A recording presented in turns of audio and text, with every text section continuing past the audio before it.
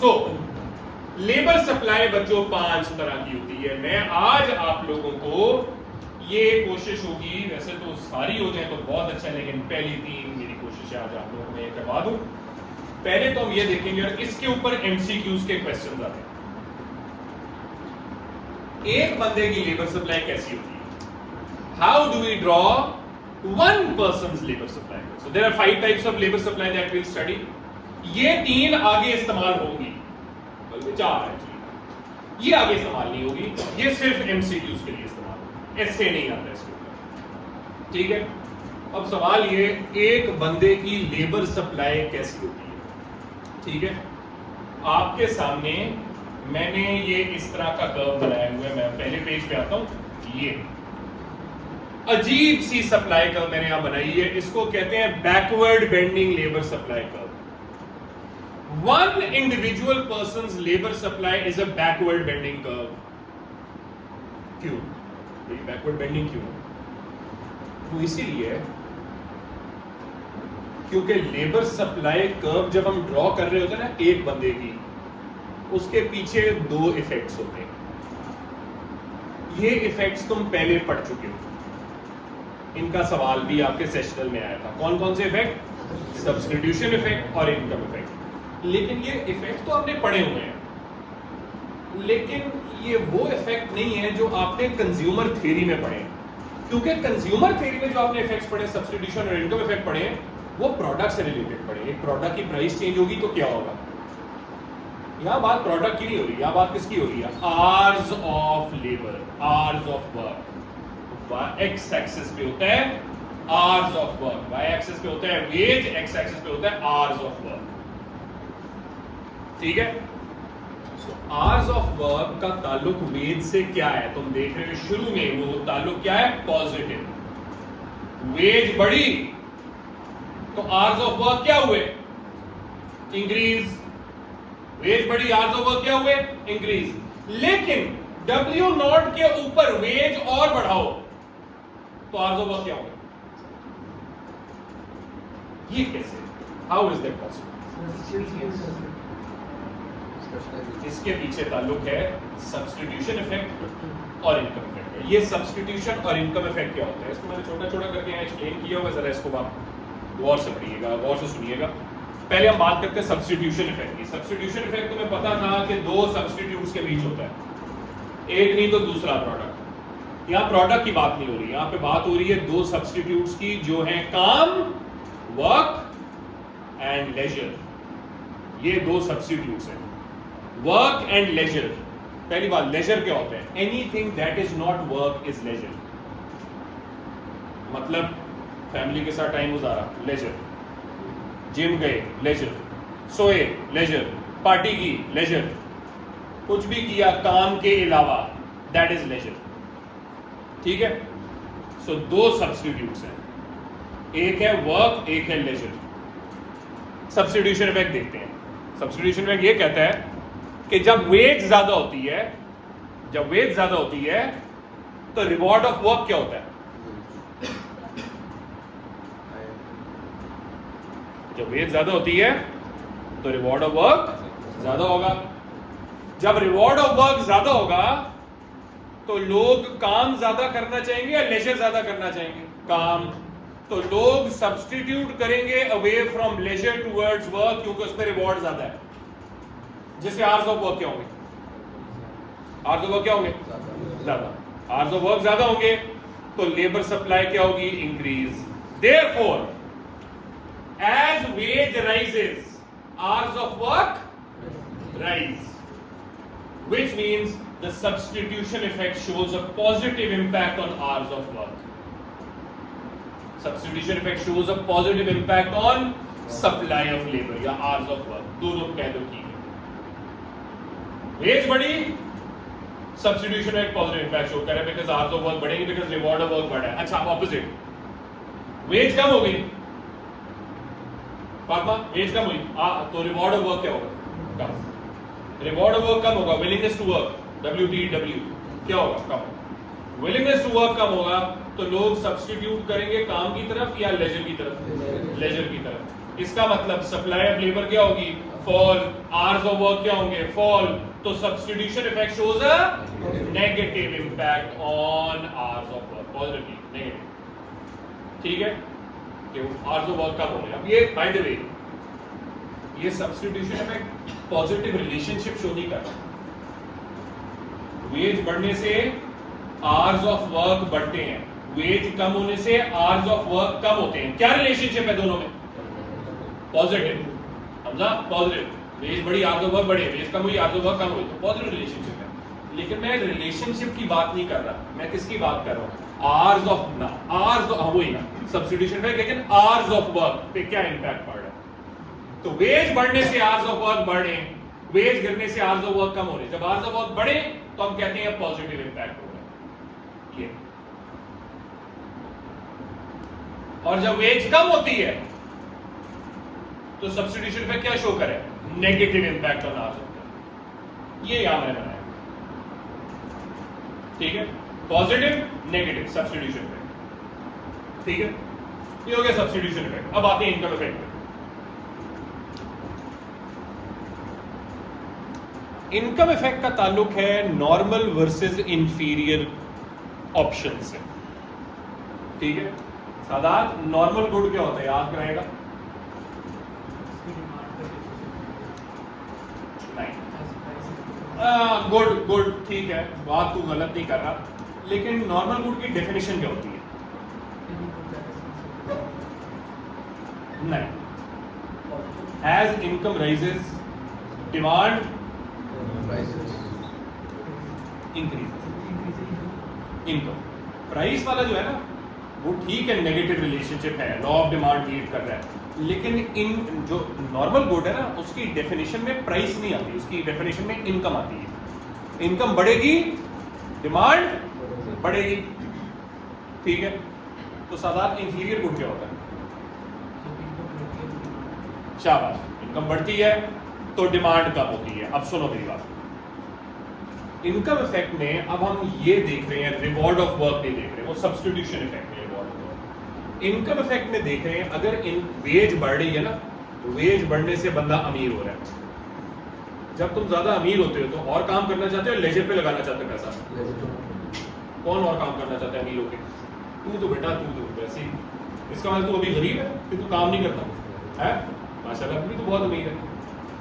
Common sense ये कहती है जब एक बंदा अमीर होता है वो अपने एक्स्ट्रा पैसे को कहां लगाता है, लेजर में, ठीक है। इसका मतलब है in this example leisure is a normal alternative and work is what, inferior, work is inferior, मतलब तेरी वेज बढ़ रही है, तेरी इनकम ज्यादा हो रही है, तो तू घंटे काम में लगाएगा या लेजर में, लेजर में, तो काम कम करेगा, ठीक है। इसका मतलब as wage rises income increases, तो स्पेंडिंग ऑन लेजर बढ़ जाएगी, लेजर पे स्पेंडिंग बढ़ी तो टाइम ऑन लेजर भी बढ़ गया, तो आवर्स ऑफ वर्क क्या होंगे, कम। Therefore, as wage rises, income effect shows a negative impact on not quantity demanded, on hours of work, your labor supply, negative impact. Opposite करो, wage कम हो गई,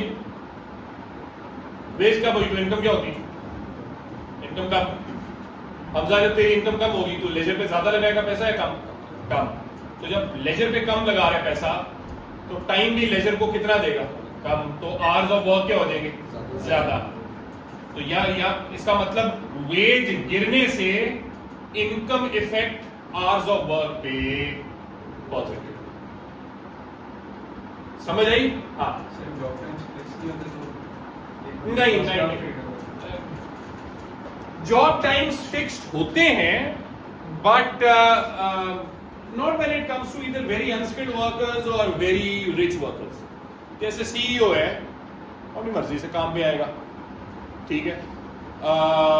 जो अनस्किल्ड वर्कर है वो अपनी मर्जी से काम करेगा, अगर उसने ज्यादा पैसे कमाने तो आधा घंटे काम करेगा,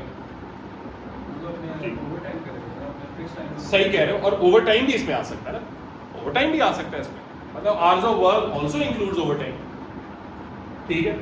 सो सब्स्टिट्यूशन इफेक्ट, देयरफॉर तुम यहां देखो, वेज बढ़ने से सब्स्टिट्यूशन इफेक्ट पॉजिटिव होती है, लेकिन इनकम इफेक्ट नेगेटिव होती है। इसका मतलब ये दोनों ऑपोजिट डायरेक्शन में जा रहे हैं। सब्स्टिट्यूशन इफेक्ट इधर लेके जा रहा है और आवर्स ऑफ वर्क को इनकम इफेक्ट इधर लेके जा रहा है, तो फिर क्या होगा? कैंसिल आउट हो जाएंगे? नहीं, कैंसिल आउट नहीं। जो चीज ज्यादा होगी ना वो इंपैक्ट होगा आवर्स ऑफ वर्क में।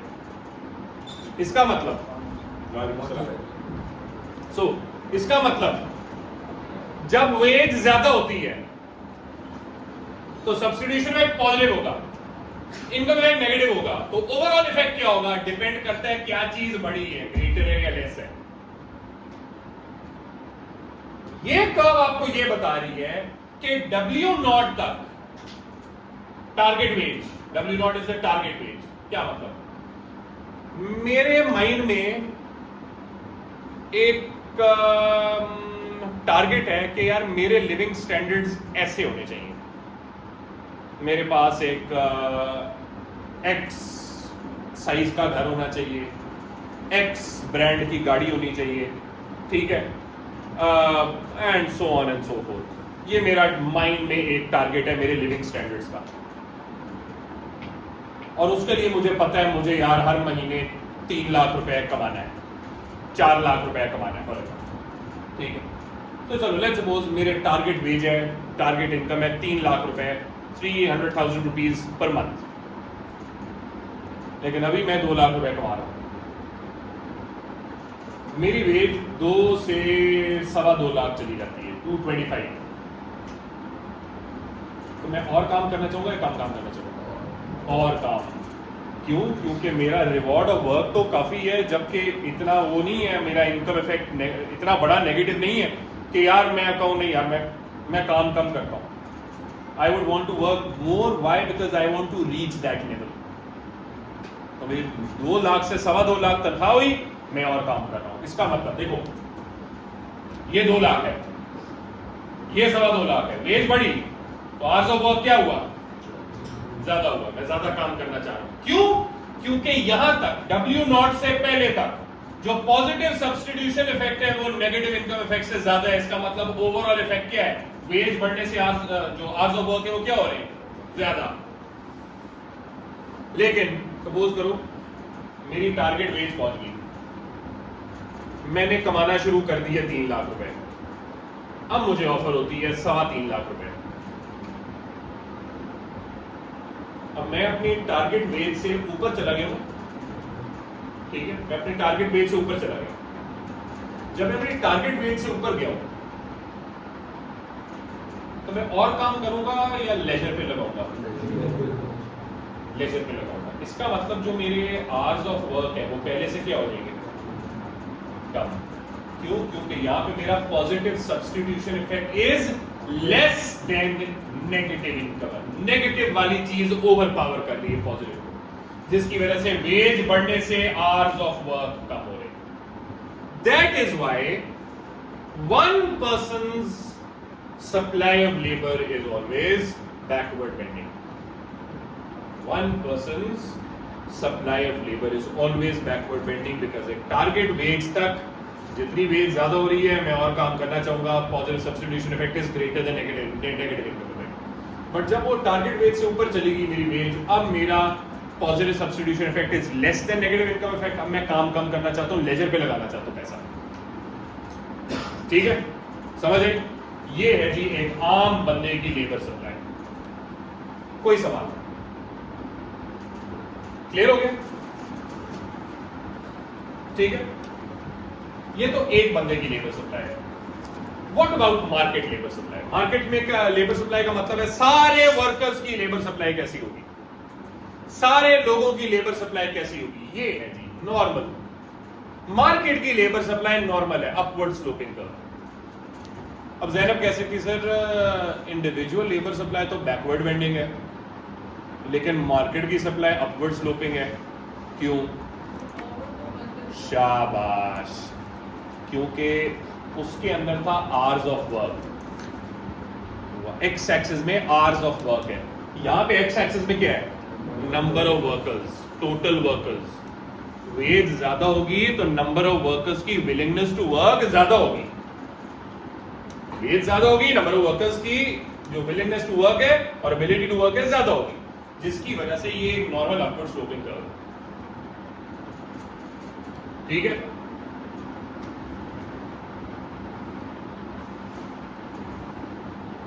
मैं ऐसे कहता हूं उठ जाए तू पैर पे इधर तबीयत क्यों खराब है? हर क्लास में तेरी तबीयत खराब होती है, लिटरली तू हर क्लास में ऐसे बैठ जाए, सीधा होकर बैठ, तबीयत खराब कोई नहीं। अच्छा जी, अब आते हैं तीसरी सप्लाई कर्व, ठीक है, and that is perfectly competitive labour supply curve कैसी होती है। अब पहली बात, तुम्हें याद होगा, तुमने परफेक्ट कंपटीशन पढ़ा है, कब पढ़ा है? चैप्टर 3 में market structures, perfect competition versus imperfect competition, ठीक है, उसमें तुमने परफेक्ट कंपटीशन में पढ़ा था, आना उठ, मुझे पता है तुझे नजर नहीं आता इसलिए मैं उठा रहा हूं तुझे। अच्छा जरा मेरी तरह तू आधी आती है, अच्छा इधर। अच्छा जी, परफेक्टली कंपैरेटिव लेबर मार्केट क्या होती है? पहले बात, चैप्टर 3 में परफेक्ट कंपटीशन किसका पढ़ा था हमने? आना चाहिए परफेक्टली कंपैरेटिव व्हाट? कौन सी market? Product market, good market, perfectly comparative product market, imperfectly comparative product market, ये चैप्टर 3 में पढ़ा। अब हम पढ़ें perfectly comparative labour market. Perfectly comparative labour market में सप्लाई कर्व कैसी बनती है जी? ये हम इस तरह यहां पे डिराइव करेंगे इसको, ठीक है, लेकिन उससे पहले आपको कुछ कैरेक्टरिस्टिक्स पता होनी चाहिए। परफेक्टली कंपैरेटिव लेबर मार्केट की कैरेक्टरिस्टिक्स क्या है? पहली कैरेक्टरिस्टिक है, परफेक्टली कंपैरेटिव लेबर मार्केट्स में there are a lot of firms, a lot of employers and a lot of workers. बहुत एम्प्लॉयर्स हैं, बहुत वर्कर्स। कितने? बस बहुत है, बहुत है, ठीक है, पहली characteristic.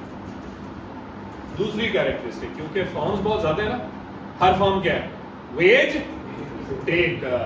Veg taker, wage taker क्या होता है? जो क्या कहते हैं? जो मार्केट की वेज को सेट करती है, अपनी वेज नहीं सेट कर सकती। All firms, all employers are wage takers, ठीक है, मतलब they can not set their own wage, they have to set the market wage, ठीक है। ये कौन सी ऐप है? अच्छी ऐप है, कौन सी? हर क्लास में तुझे बाहर जाना होता है, जी बात है, जा जा जा जा। अच्छा जी, wage takers, firms are wage takers, they can not set their own wage, they have to take the market wage as given, ठीक है। ऑब्वियसली वर्कर्स भी अपनी वेज सेट नहीं कर सकते अनलेस ट्रेड यूनियन आ जाए, तो ट्रेड यूनियन आ जाएगी तो मार्केट परफेक्ट नहीं रहेगी, आ रहे उस पर भी आएंगे, ठीक है। ये दो मेन कैरेक्टरिस्टिक्स हैं परफेक्टली कंपैरेटिव लेबर मार्केट्स की। अब डायग्राम कैसे बनता है जी? ये डायग्राम आपके सामने मैंने बनाया हुआ है, दोबारा नहीं बना रहा। क्या करना है आपने? सबसे पहले आपने बनाना है मार्केट का डायग्राम। मार्केट का डायग्राम लेफ्ट में बनाया हुआ है, राइट में बनाया हुआ है? रियान बता, मार्केट का डायग्राम लेफ्ट पे या राइट पे है? हाँ लेफ्ट, बिल्कुल, क्योंकि मार्केट एक तो ऑब्वियसली लिखा भी हुआ है, बट अगर ना भी लिखा हो ना, जहां डिमांड एंड सप्लाई बनी है वो मार्केट का diagram. So demand for labour जहां सप्लाई ऑफ लेबर का मीट कर रहे हैं, ये हो गया मार्केट का इक्विलिब्रियम वेज। इस लाइन को आगे ले जाएं, ये क्यों आगे लेकर गए हैं? बिकॉज फर्म्स क्या है? वेज टेकर, प्राइस टेकर नहीं कहना, प्राइस टेकर नहीं कहना, वेज टेकर, क्योंकि प्राइस टेकर बिल्कुल होती है फर्म्स प्रोडक्ट मार्केट्स के अंदर, ये वेज टेकर्स हैं, तो फर्म्स वेज टेकर्स हैं। दैट मींस, और कई बच्चे बाय द वे यहां वाई एक्सिस पे प्राइस लिख देते हैं, पी नॉट, ये पी नॉट नहीं, ये प्राइस नहीं है, ठीक है, लेबर की प्राइस को वेज कहते हैं, यस, बट अब लिखो तो सही ना, प्राइस नहीं लिखनी, वेज लिखनी, ठीक है। अब ये होगी जी वेज लाइन। अब मेरी बात गौर से सुनो, जिस तरह तुमने परफेक्टली कंपेरेटिव प्रोडक्ट मार्केट्स के अंदर प्राइस लाइन को हमेशा डिमांड कर्व के इक्वेट किया है, कि डिमांड कर्व हमेशा प्राइस और एआर के इक्वल होता है। उसी तरह लेबर मार्केट्स के अंदर जो वेज होती है ना, वो हमेशा सप्लाई कर्व ऑफ लेबर से डिनोट होती है, और सप्लाई कर्व हमेशा एवरेज कॉस्ट ऑफ लेबर के इक्वल होती है। जिस तरह यहां पे था ना, डिमांड एआर इक्वल है और प्राइस इक्वल है।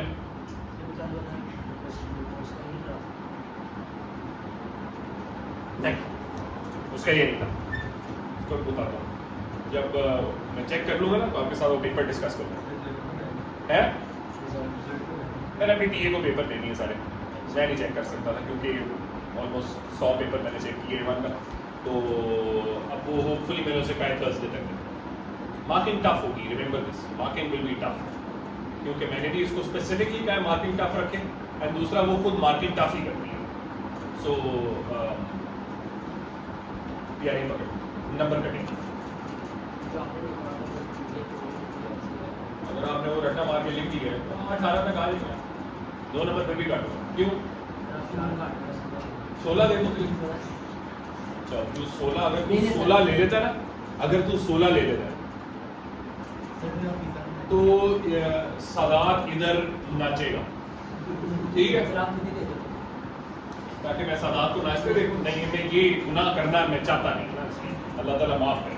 अच्छा, सो W0 SL ACL ये तीनों इक्वल होते हैं। Wage, supply of labour, average cost of labour equal होते हैं हमेशा। ऑड वन आउट क्या है? Marginal cost of labour. जिस तरह प्रोडक्ट मार्केट्स में प्राइस, डिमांड और एआर हमेशा इक्वल होते हैं, ऑड वन आउट क्या था? एमआर। उसी तरह लेबर मार्केट्स में ये तीनों जो मैंने हाईलाइट किए हुए हैं ये इक्वल होते हैं। ऑड वन आउट क्या होता है? मार्जिनल कॉस्ट ऑफ लेबर, और वो भी इनके इक्वल होता है। क्यों? परफेक्ट कंपटीशन में वो भी इनके इक्वल होता है। क्यों? वेज क्या होते हैं? वेज टेकर्स, वेज टेकर होते हैं। तो वेज टेकर है, इस वजह से ये चारों इक्वल होंगे। कैसे? याद है, ये टेबल आपके सामने, ठीक है। एक फर्म है, 1 2 3 4 वर्कर्स हायर करना चाह रही है। 1 करती है, 2 करती है, 3 करती है, 4 करती है, इतने वर्कर्स हायर करना चाह रही है। मरियम, आमतौर पे जब किसी फर्म ने ज्यादा वर्कर्स हायर करने हैं, उनको इंसेंटिवाइज करने के लिए वेज क्या करनी पड़ेगी? ज्यादा। लेकिन मरियम, तुम यहां देख रही हो वेज क्या है? सेम। क्यों?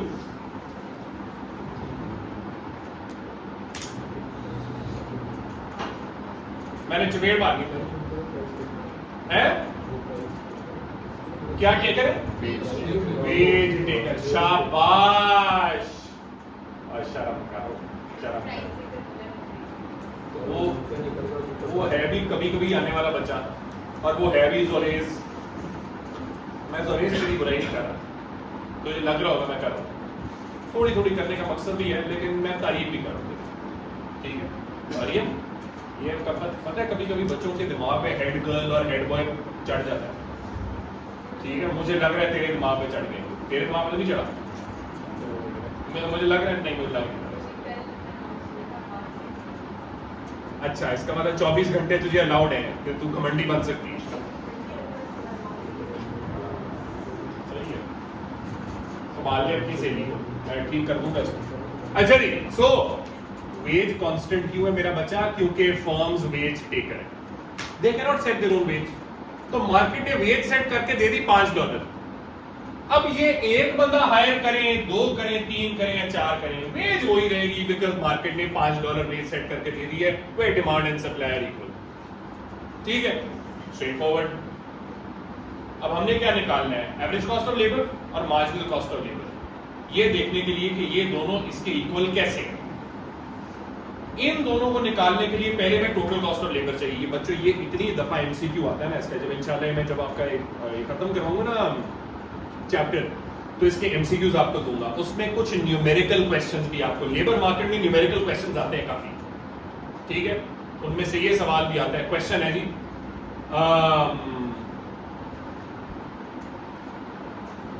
एक फर्म ने 50 वर्कर्स हायर किए और हर वर्कर को $10 दे रहे, हर वर्कर को $10 दे रहे। इस साल इन्होंने 51 वर्कर्स हायर किए, मतलब एक और बंदा हायर किया, और एक बंदा हायर करने की वजह से इन्होंने $11 की वेज दे दी सबको। Question, what is the marginal cost of labour? $1। यही गड़बड़ करते हैं बच्चे, गलत। 55 कैसे, क्या करेंगे? मार्जिनल कॉस्ट ऑफ लेबर का फॉर्मूला क्या है? Change in total cost over change in labour. इनको मल्टीप्लाई करो, आंसर कितना आ गया? $500। इन दोनों को मल्टीप्लाई करो, 51 इंटू 11 कितना होता है? नहीं भाई 11 नहीं होता, 51 इंटू 11 561। तो इसका मतलब 11वें बंदे का मार्जिनल कॉस्ट ऑफ लेबर क्या है? 61, नॉट 1, क्योंकि मार्जिनल कॉस्ट ऑफ लेबर के लिए आपको टोटल कॉस्ट ऑफ लेबर चाहिए। कैसे? अभी करता हूं तो और समझ आ जाएगी। सो पहले टोटल कॉस्ट ऑफ लेबर निकालें। 5 1 5 5 2 10 3 15 5 4 20, टोटल कॉस्ट ऑफ लेबर आ गई। फिर निकालते हैं average cost of labour. Average cost का फॉर्मूला ऊपर लिखा हुआ है, total cost of labour over number of workers. 5/1 5, 10/2 5, 15/3 5 और 20/4 5। एवरेज कॉस्ट ऑफ लेबर और वेज हमेशा इक्वल होते हैं, हमेशा। इसलिए मैंने ये ग्रीन से हाईलाइट किए हुए, ये हमेशा इक्वल होते हैं, चाहे परफेक्ट कंपटीशन है चाहे इम्परफेक्ट कंपटीशन है, ये दोनों इक्वल हो गए। ऑड वन आउट क्या है? Marginal cost of labour. Marginal cost इनके इक्वल सिर्फ कब होगा? जब फर्म्स वेज टेकर है और वो परफेक्ट कंपटीशन में होता है। कैसे? मार्जिनल कॉस्ट का फॉर्मूला है change in total cost over change in labour. Maryam, जब मैंने दूसरा बंदा हायर किया तो एक्स्ट्रा कॉस्ट कितनी? 5, मार्जिनल कॉस्ट 5 है। मरियम, जब तीसरा बंदा हायर किया एक्स्ट्रा कॉस्ट कितनी है? 5, मार्जिनल कॉस्ट 5 है, एंड सो ऑन। तो मार्जिनल कॉस्ट 5। मार्जिनल कॉस्ट का फॉर्मूला याद रखिएगा। हो गई अटेंडेंस? क्यों लगे? चलो बाकी से पूछो। हाँ भाई, लगानी चाहिए नहीं लगानी चाहिए? कौन कहता है नहीं लगानी चाहिए? ये क्योंकि सदात ने कहा नहीं लगानी चाहिए इसलिए मैं लगा रहा हूं। बच गए सदात की वजह से, भला और सदात का, ये मुझे इतना नफरत करता है। यार ये मरियम का नाम, मरियम की पूरी लगाई लगा तो उसके प्रेस बोले लेकिन वो थी नहीं, बड़ी चीज है मरियम। हाँ ना, और कोई लेट आया हो तो फिर अब इन दोनों की लगाई है तो इनकी भी लगानी पड़ेगी। ना कहेंगे सर लड़कियों की लगा दी आपने, बड़ी चीज है। और ठीक है, अगली दफा नहीं लगाऊंगा, ये तुम 2-3 दफा लेट हुई हो, अगली दफा नहीं लगेगी। अच्छा, सो ये हो गया जी मार्जिनल कॉस्ट ऑफ लेबर। अब तुम देख रहे हो ये तीनों नंबर 1 इक्वल है, नंबर 2 कांस्टेंट है, ठीक है। इसका मतलब है ये जो हमारा ये लाइन बनी, वेज लाइन से हमने एक्सटेंड करके फर्म में ये वेज लाइन बनाई। This wage line is supply of labour in that one firm of a perfectly comparative labour market. उस एक फर्म के अंदर लोग कितना काम करना चाहते हैं? इतना, ठीक है, कि वेज तो एक ही जितनी है, इतना काम कर सकते हैं, इतना काम कर सकते हैं, इतना काम कर सकते हैं, ठीक है। और वो एवरेज कॉस्ट ऑफ लेबर के इक्वल है जो मार्जिनल कॉस्ट ऑफ लेबर से इक्वल, ठीक है। ये बन गई जी परफेक्टली कंपैरेटिव लेबर मार्केट में फर्म की supply of labour. What about supply of labour in a monopoly? Imperfect market मैंने यहां लिखा हुआ है, लेकिन फिर मैंने उसको ऊपर लिखा हुआ मोनोपोली, क्योंकि एक चीज याद रखो, अगर एक मार्केट परफेक्ट नहीं है तो क्या है? इम्परफेक्ट है। इम्परफेक्ट मार्केट 3 तरह की हो सकती है लेबर मार्केट्स के अंदर। there are three types of imperfect markets, not oligopoly, monopoly, no. ये तीन तरह की imperfect markets हैं. Number 1 monopsony. क्या होती है अभी आगे.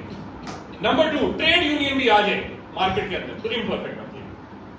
नंबर 3 गवर्नमेंट भी आ जाए मार्केट के अंदर, imperfect बनती है. ठीक है, पहले देखते हैं monopsony. मोनोप्सनी क्या होती है. मोनोप्सनी मोनोपोली की तरह मिलती जुलती है. छोटी बहन ये मुझे ही पता लेकिन मुझे नहीं पता ऐसा. Monopsony is actually the monopoly of labour markets. समझो, monopsony is what? One dominant employer in the market. Monopsony is what? One dominant employer. Monopoly is what? Monopoly is what? One dominant seller in the market. Firm in the market. So monopoly is one dominant employer in the market. जब market में एक dominant firm है या एक dominant employer है तो veg taker होगा या वेज सेटर होगा?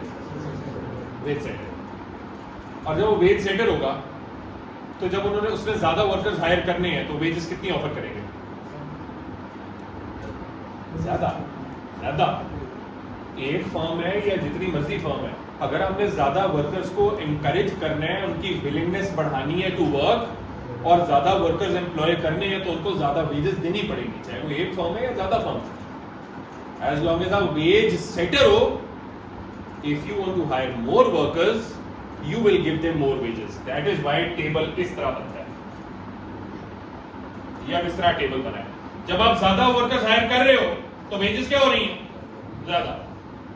ठीक है, तो अब जरा एवरेज कॉस्ट और मार्जिनल कॉस्ट निकालते हैं ना, क्योंकि एवरेज कॉस्ट से सप्लाई कब निकलेगा, मार्जिनल कॉस्ट से आपका मार्जिनल कॉस्ट निकलेगी ऑब्वियसली. ठीक है, पहले निकाला एवरेज कॉस्ट ऑफ लेबर. लेकिन by the way average cost के लिए हमजा क्या चाहिए? Total cost. Total cost. Average cost ऐसे नहीं आएगी, टोटल कॉस्ट निकाल के आएगी. सो टोटल कॉस्ट क्या करना है?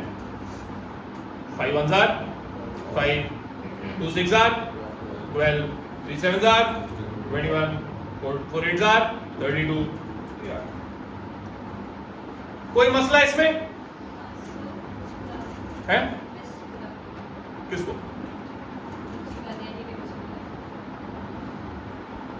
5 मिनट टेंशन नहीं, बता क्योंकि खत्म होने लगा.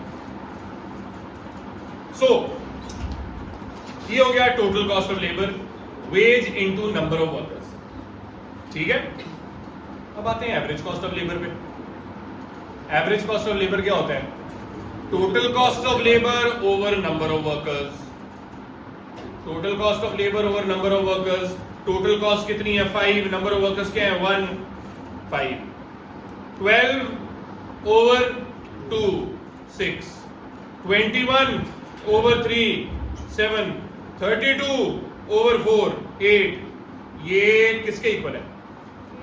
वेज के इक्वल है. ये हमेशा इक्वल है. There always equal. Wage and average cost of labour are always equal. बच क्या गया? Marginal cost of labour. Marginal cost of labour कैसा है? मार्जिनल कॉस्ट ऑफ लेबर है change in total cost over change in number of workers. Hamza, जब मैंने दूसरा बंदा हायर किया तो कॉस्ट में कितना इंक्रीज आया? 5 से 12 पे गई ना, 7. साधार तीसरा बंदा हायर किया, कॉस्ट में कितना इंक्रीज आया? 9. 12 से 21 9. फोर्थ बंदा हायर किया, इस बच्ची का क्या नाम है?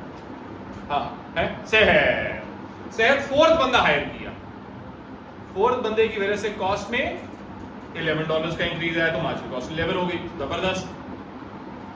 तो तुम देख रहे हो मार्जिनल कॉस्ट और एवरेज कॉस्ट अब इक्वल नहीं है, बिकॉज फर्म्स क्या है? Wage setters. Wage setters, not wage takers, wage setters, जिसकी वजह से ये दोनों इक्वल नहीं है. और दूसरी बात,